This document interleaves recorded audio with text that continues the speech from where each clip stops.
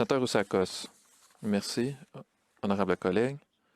J'ai suivi avec grande inquiétude le conflit en cours dans la République de l'Artsakh, ou comme certains d'entre vous le savent peut-être, la République du Haut-Karabakh.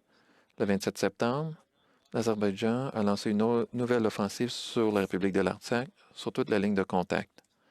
Cette guerre à grande échelle survient 2 mois après que l'Azerbaïdjan ait ciblé l'Arménie proprement dite en juillet de cette année, causant des pertes importantes et menaçant de bombarder la centrale nucléaire arménienne.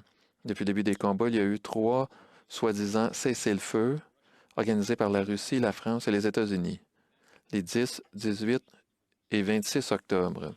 Chaque fois, alors que l'Arménie a pleinement respecté les termes du cessez-le-feu, l'Azerbaïdjan les a violés, ce qui montre très clairement que l'Azerbaïdjan n'est pas disposé à trouver une solution pacifique à ce conflit. Le fait que l'Azerbaïdjan prenne pour cible des régions pacifiques et des civils éloignés de la ligne de contact, le bombardement de grandes villes et de villages constituent des crimes de guerre flagrants et sont une cause d'indignation extrême.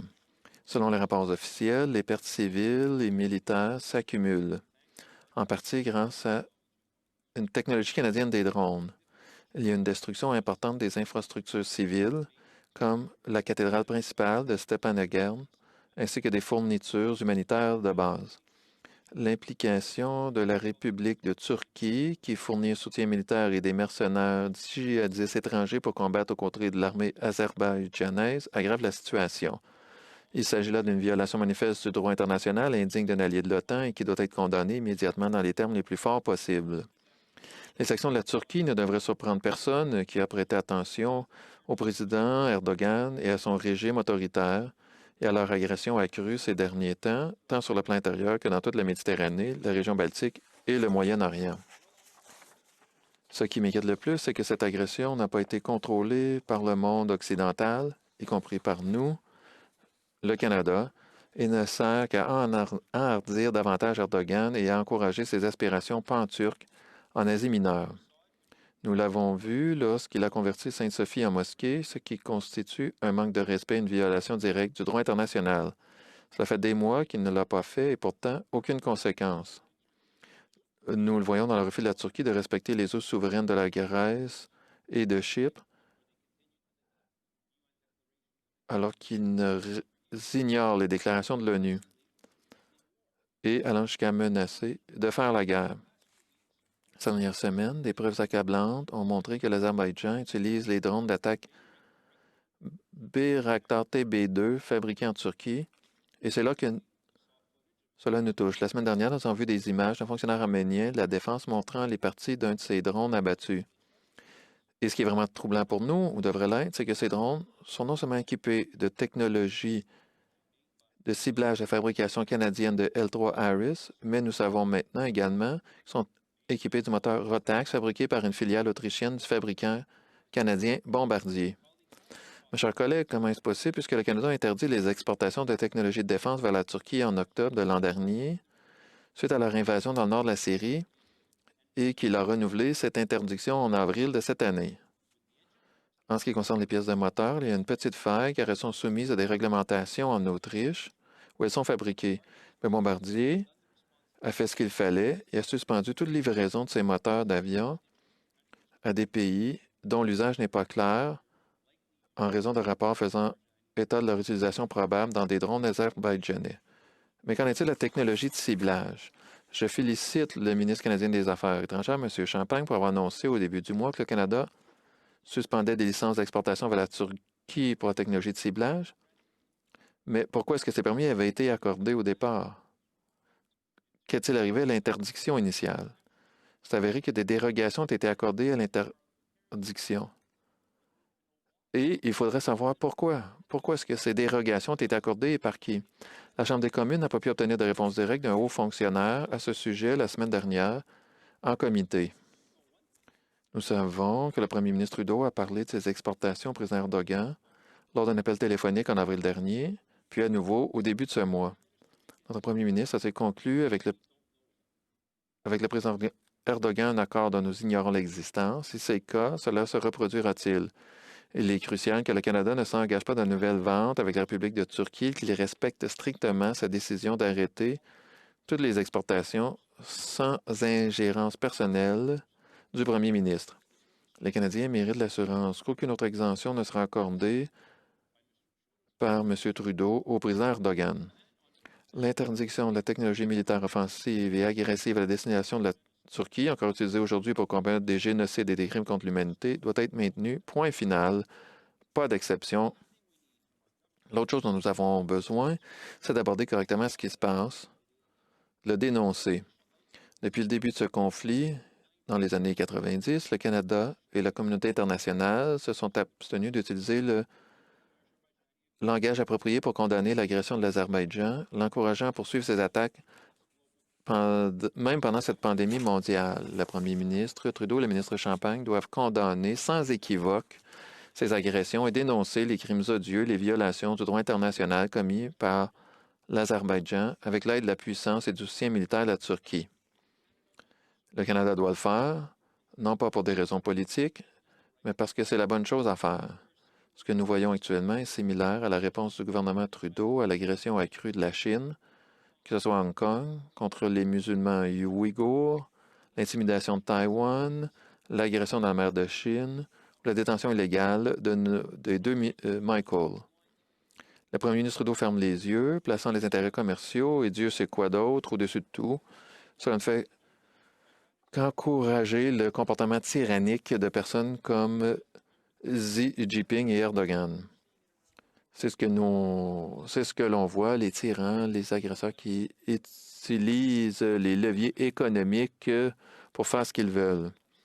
Le peuple arménien souffre depuis bien trop longtemps sous le joug turco-azerbaïdjanais et nous, en tant que dirigeants du monde occidental et gardiens de nos valeurs communes de démocratie, de justice et de droits de l'homme, ne pouvons pas rester les bras croisés et laisser les dictatures meurtrières commettre un nouveau génocide sous nos yeux. Ça s'est produit trop souvent par le passé, où les démocraties sont restées silencieuses et les parlements ont détourné le regard.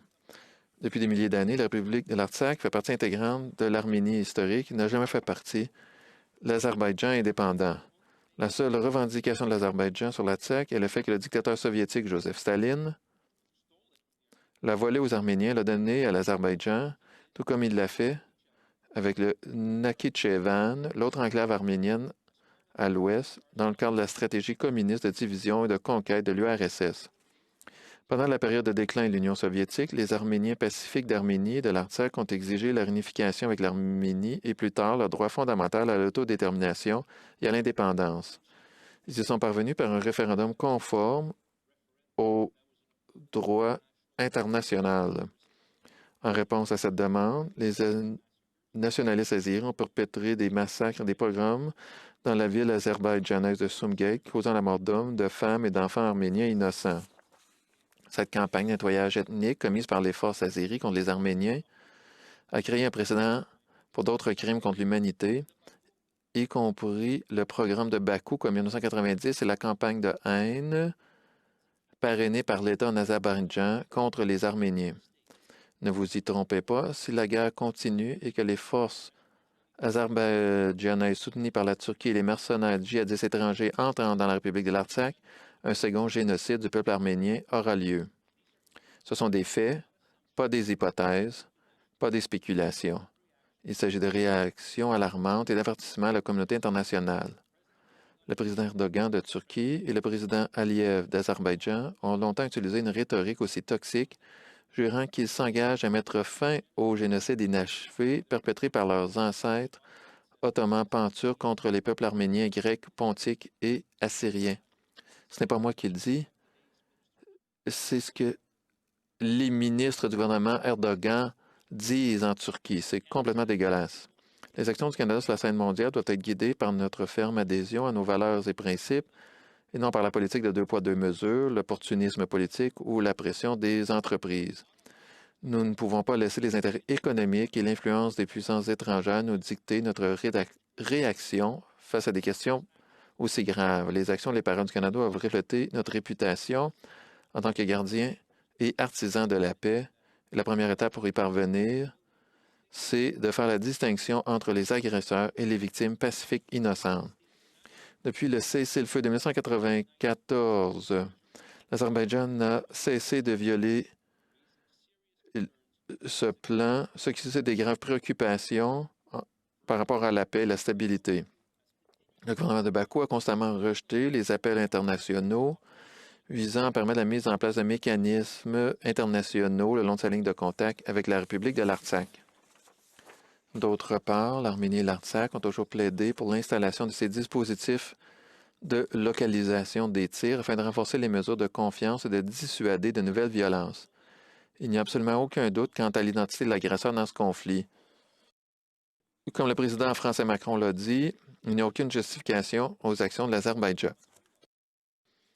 Notre gouvernement doit se rendre compte que la publication de déclarations neutres et manucurées appelant les partis à s'abstenir de recourir à la force ne fera qu'encourager l'Azerbaïdjan à poursuivre son agression barbare. Soyons clairs, ne mâchons pas nos mots et préparons une action décisive. Alors que notre gouvernement prend certaines mesures pour faire ce qui est juste, je ne saurais trop insister sur l'importance de faire ce qui est nécessaire sur cette question et sur toutes les autres questions auxquelles l'humanité sont confrontées. L'interdiction des exportations militaires vers la Turquie doit être maintenue à tout prix et le Canada doit faire tout ce qui est en son pouvoir pour travailler avec les partenaires et les organisations internationales afin de contenir les agresseurs et d'apporter une paix durable. Sinon, la Turquie et l'Azerbaïdjan poursuivront très certainement leur agression et déclencheront une guerre régionale qui aura des conséquences désastreuses pour le monde. Nous devons nous engager à protéger les droits inaliénables du peuple arménien pacifique dans la République de l'Artsakh et protéger son droit à l'autodétermination en lui permettant de tracer sa propre voie. Le respect du droit à l'autodétermination et la reconnaissance de la République de l'Artsakh en tant qu'État libre et souverain constitue la seule solution viable et durable à ce conflit.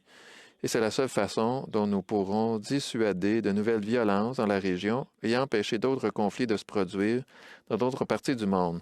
Le moment est venu pour le Canada d'agir, le temps pour les parlementaires canadiens de porter attention à ce qui se passe, parce que si on ne porte pas attention à ces conflits au départ, eh bien, on se retrouve avec un autre Kosovo et d'autres nettoyages ethniques et des histoires horribles, parce qu'on n'a pas porté attention. Les puissances moyennes et les superpuissantes jouent à l'autruche aux dépens d'atrocités humaines. Honorables collègues, l'Artsakh ou le Haut-Karabakh est une région de 150 000 personnes. Ils vivent là depuis des siècles. Ce sont des gens qui parlent l'arménien. Ils ont eu un référendum récemment, reconnu légalement, où ils ont demandé l'autodétermination et l'indépendance. Il n'y a rien de plus important dans notre existence, dans l'humanité, que la démocratie. Dans ce cas-ci en particulier, c'est David contre Goliath. 10 millions d'Azerbaïdjanais qui essaient d'écraser un petit groupe. Ils ont un pouvoir militaire. Ils essaient de pousser ce groupe tout simplement parce que. Donc, c'est l'occasion, en tant que Chambre, de défendre les valeurs de la démocratie et l'État de droit et d'envoyer un message que cette région du Haut-Karabakh devrait avoir son droit d'autodétermination sans imposition de la part de la Russie, de la Turquie ou d'autres. C'est important, chers collègues. Nous devons en parler pendant les prochaines semaines. Parce que si on n'en parle pas en tant que parlementaire, et comme ils le font en France, aux États-Unis, donc si le Canada ne fait pas partie de ce débat, on ne sera pas du bon côté de l'histoire.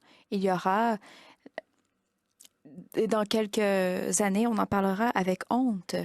Merci, chers collègues.